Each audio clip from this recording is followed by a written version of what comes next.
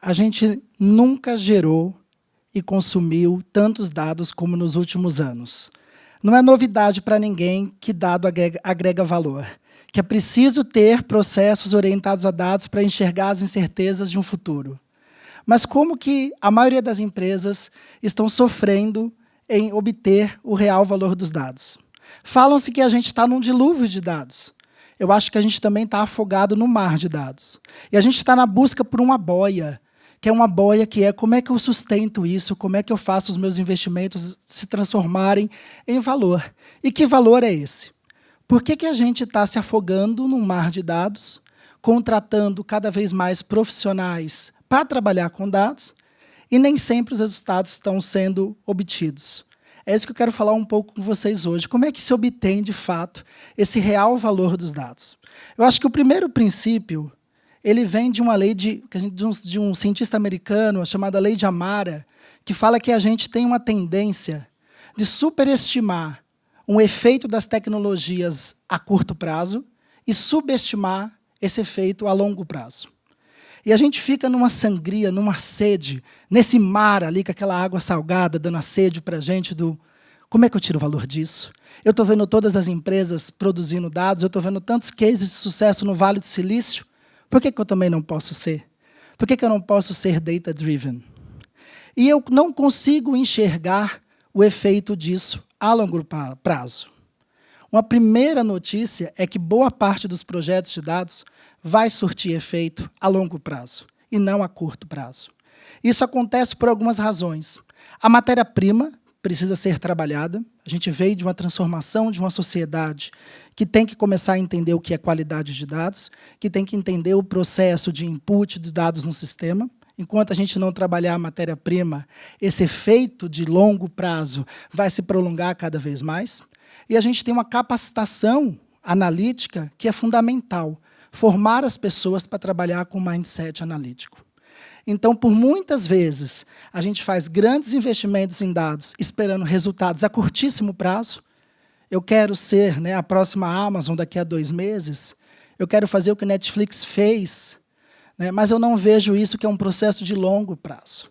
Então, entender que esse processo de longo prazo se dá porque as nossas empresas, a nossa sociedade, vem se formando em uma estrutura em que a gente precisa formar as pessoas, é um dos primeiros grandes passos para a gente entender por que a gente não está tendo esse resultado no tempo que a gente esperava, mas que, com consistência, a gente começa a ter. Um outro ponto também tem a ver com a velocidade em que a tecnologia muda e que as empresas mudam. A tecnologia ela cresce de uma maneira exponencial, mas as empresas mudam de uma maneira logarítmica, são ritmos diferentes de mudança.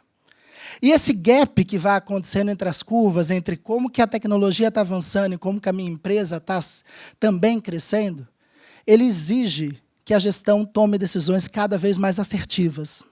E é nessa sangria de atender essa tecnologia que não para de surpreender, que às vezes a gente nem sempre escolhe o que é mais adequado, que a gente acha que vai achar a bala de prata, que vai matar o lobisomem que está no meio da sala, que não está deixando a gente ter o resultado que a gente precisa.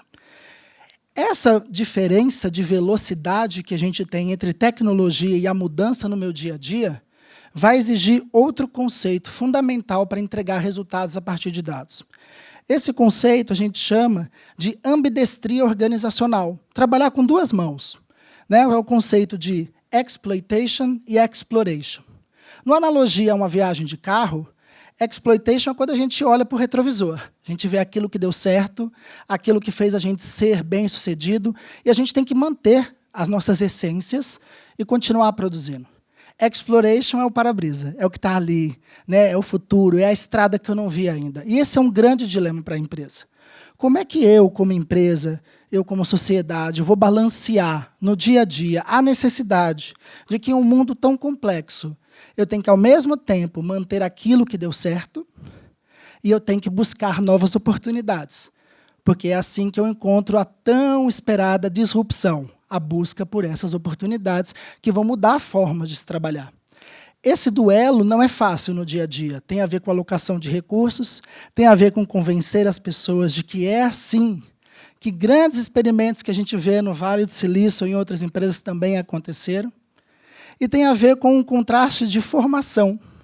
A gente sempre estudou a desenhar um projeto que tem início e fim, que tem término esperado, mas que, numa área de dados, né, o grande desafio de produzir a matéria-prima também passa pelo fato de a gente entender que a gente tem que deixar os dados falarem o que a gente precisa e não só buscar a confirmação de nossos modelos mentais nos dados. Então, a gente vê muitas vezes as pessoas querendo falar, eu estou fazendo diferente, mas, na verdade, você está querendo achar o dado que confirma o modelo mental que você tem na sua cabeça. Isso também é um dos grandes problemas que não permite produzir resultados por dados. Outro problema, ou leve engano, é que, normalmente, isso está associado numa jornada de transformação digital. A palavra jornada é importante porque não é um fim, é uma jornada, é uma transição, é um processo contínuo, e que, por aparecer a palavra digital, a gente quer colocar tudo na tecnologia da informação. Né? E a gente tem que lembrar que, nessa jornada, é mais ou menos 20% tecnologia, 80% é o negócio. Se a gente for pegar a palavra business intelligence, business vem na frente, o negócio é o mais importante. Se o negócio não se adaptar, a gente não vai conseguir transformar com dados. E aí a gente vê, né, uma série de empresas querendo ter estruturas técnicas, começam a ter os famosos data lakes, os repositórios de dados, como se isso fosse resolver os seus problemas. E começam a ter ali um cenário em que eu vou querer ter todos os dados que eu preciso ter. Eu preciso ter os dados para conseguir fazer, né, resolver problemas que eu nem sei quais são. Normalmente a gente encontra essa realidade, mas esquecem que o negócio tem que estar envolvido nisso. O lago de dados, o data lake, para virar um pântano de dados, é só um pouquinho de tempo. É só um pouquinho da gente começar a perceber que não está dando certo, eu estou coletando dados e não sei como eu estou tirando isso. As pessoas se enganam e acham que um processo tão importante chamado governança de dados é o cloro que vai ser colocado antes da torneira desse lago de dados. Como se eu fosse só limpar a água antes do consumo. E a gente esquece que, se não envolver o negócio, a gente não transforma isso aqui e vai virar um pântano. Ou seja, trabalhar com dados não é esquecer como o dado foi gerado, de onde ele veio, como gerou, qual é a razão dele estar ali, e simplesmente querer achar o cloro onde que eu coloco na empresa para pegar o consumo e esse consumo gerar valor. É entender o processo, entender a mudança dentro da empresa. Outro ponto também é que a gente precisa escolher times cada vez mais multidisciplinares para se trabalhar com dados. Ninguém tem que fazer um projeto com dados para informar o óbvio. O óbvio a gente já sabe. Uma iniciativa de dados numa empresa deve buscar o não óbvio, aquilo que é diferente, aquela oportunidade que eu não estou enxergando, aquela melhoria de processo que está além do meu modelo mental ou da minha formação. Eu quero entender de uma maneira transparente, né, e bem cristalina as oportunidades que eu tenho no meu dia a dia. E fazer isso com mentes de uma única formação, já está provado que a gente não consegue enxergar além da fronteira do nosso conhecimento. Ter essa junção de um time multidisciplinar é fundamental para que a gente tenha questionamentos pertinentes, para que a gente produza um maior conhecimento em cima de experiências vividas. A gente tem um termo chamado weak learners, ou seja, são aprendizes fracos no sentido, eu não preciso dominar tal tema em profundidade, mas como eu domino dentro da minha, né, da minha esfera ali, todos esses weakers são considerados learners, que são considerados fracos, porque não têm um conhecimento profundo, quando se juntam, é um sistema complexo. E aí o resultado é muito maior do que a soma dessas partes, e a gente normalmente vê uma boa progressão, uma boa discussão. Ideias são bem-vindas no mundo de dados, porque a gente tem que romper modelos mentais. Há um dilema também nas empresas, que é onde que eu inovo versus onde eu mantenho as essências. Normalmente, a gestão das empresas, né, das grandes corporações, vem de uma formação muito habilitada em, não, se a gente sempre fez assim, devemos continuar assim.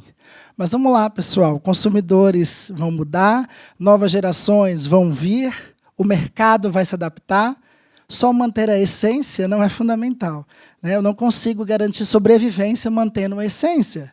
E esse balanço normalmente dá por meio de dados. E como é que se balanceia isso no dia a dia? Também uns pontos de fracasso dos projetos.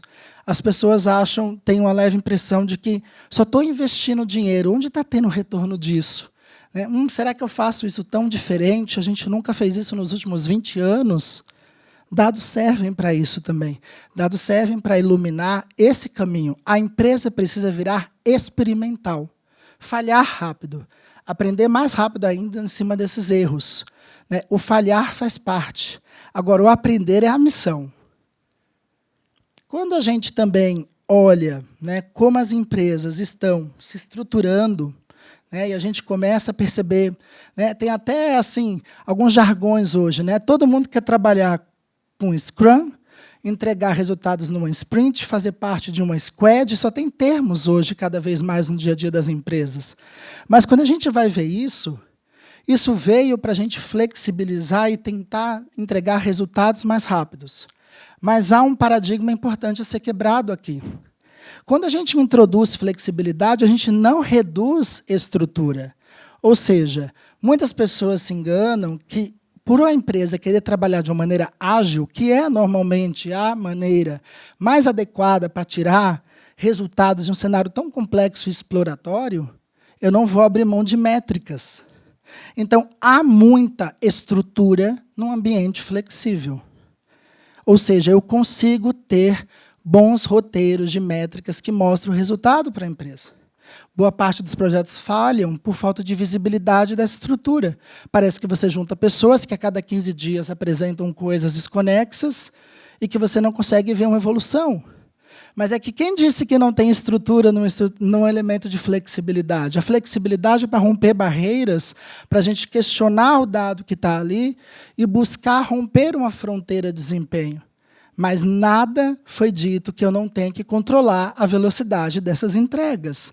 Então, muitos projetos também falham, porque a gente acha que, por ser flexível demais, isso é solto. Não é solto, é dentro de uma estrutura, tem retorno, desde que eu saiba aquela linha ao longo do tempo do retorno que o dado pode me dar.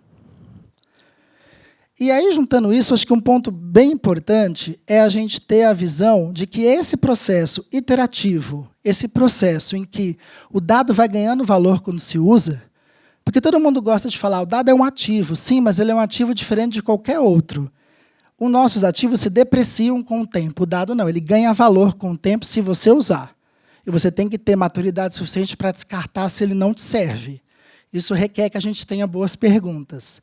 Mas, quando a gente entende isso, a empresa passa a perceber que há um momento, lembra, a gente está lá superestimando os valores, então a gente tem que entender que tem um momento de estruturar o que eu preciso, começar a construir os meus modelos, capacitar a minha empresa a tomar decisão em cima desses dados, e eu vou fazendo isso cíclico, na busca por maior valor, na busca por educar.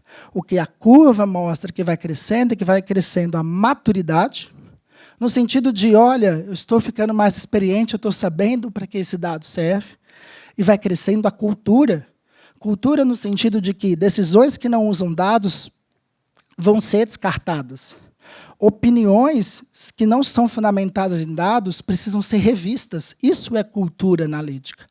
Então, quando a gente junta isso com métodos, com métricas, com flexibilidade, com dinamismo de profissionais de múltiplas áreas, a gente começa a ver os resultados começando a engrenar.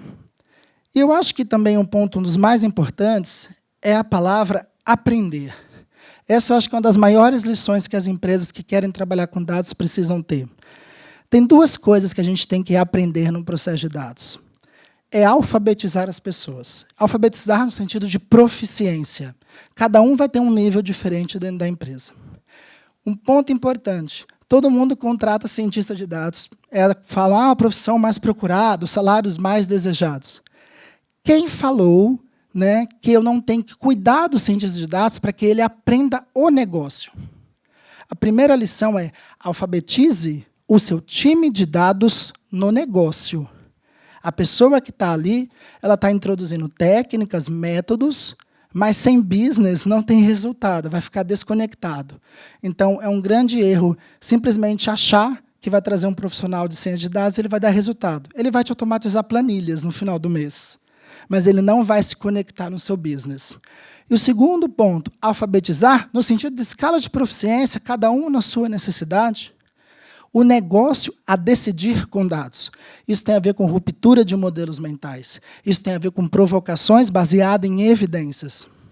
Ou seja, esse grande processo de como as empresas não estão conseguindo tirar valor dos dados tem a ver com aprender, tem a ver com aquilo que a gente tem que compreender, que na nossa formação a gente não trabalhou em um cenário experimental, iterativo, que junta muitas pessoas, que requer métricas, mas, porém, tem uma estrutura flexível para estar próximo do negócio, e que, às vezes, a gente acha que o cloro que eu vou colocar no meu lago de dados é trazer grandes profissionais de dados, enquanto, na verdade, eu tenho que fazer uma boa governança e ensinar as pessoas de dados a entender o negócio. Aprender é a chave de sucesso, foi sempre assim que as grandes empresas aprenderam e estão hoje dando bons resultados. E quando a gente leva isso ao pé da letra, significa transformação de todas as pessoas, sejam elas de dados ou de negócio, a trabalhar num mundo cada vez mais complexo, volátil e quebradiço. Obrigado.